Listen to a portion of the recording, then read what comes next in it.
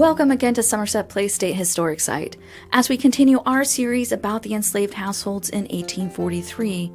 We're focusing today on the 21st slave dwelling that stood along Lake Phelps. There were 12 enslaved persons living in this home, including the family of 29-year-old Mack Treadwell, his 26-year-old wife, Amy Littlejohn, and their 3 children, 4-year-old Eve Treadwell, 2-year-old Louise Treadwell, and a newborn named Aaron. Both Mack and Amy were born in Edenton and sent to Somerset Place in the early 19th century.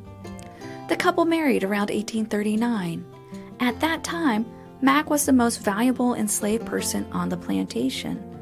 His enslavers assigned him a monetary value of $1,000, which is equivalent to nearly $25,000 today. Although we don't know what Mack was forced to do at Somerset Place, we do know that enslavers considered skilled artisans or domestic workers to be the most valuable enslaved persons.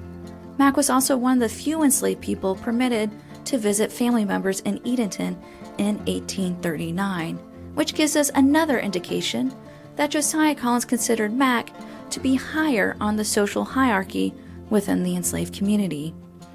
Over the next 14 years, Mack and Amy had 9 children born into slavery, although 2 passed away before reaching emancipation. In that time, the couple also became communicants of the Lake Chapel.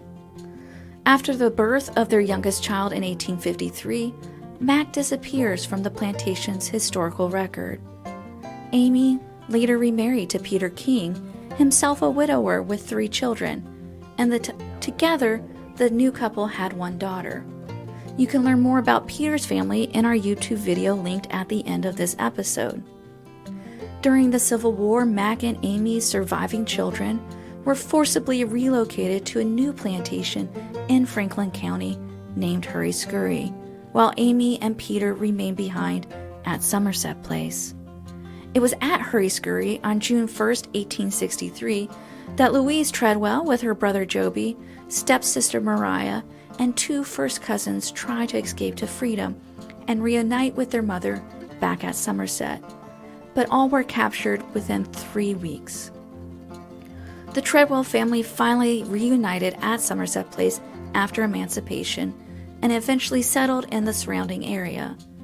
The oldest surviving Treadwell children, Eve and Louise, had started families of their own. Eve had 2 children, one born into slavery and one born free. She remarried late in life to another formerly enslaved person from Somerset Place. Meanwhile, her youngest sister, Louise, had 2 children born during the Civil War, but she was recorded on the 1870 census as single with no living children. Over the next 2 decades, at least one of the Treadwell children lived in their mother Amy's household until her death in 1890.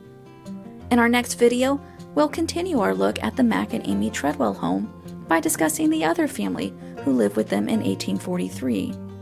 Be sure to subscribe to get notification when that video is posted. And until then, thanks for tuning in.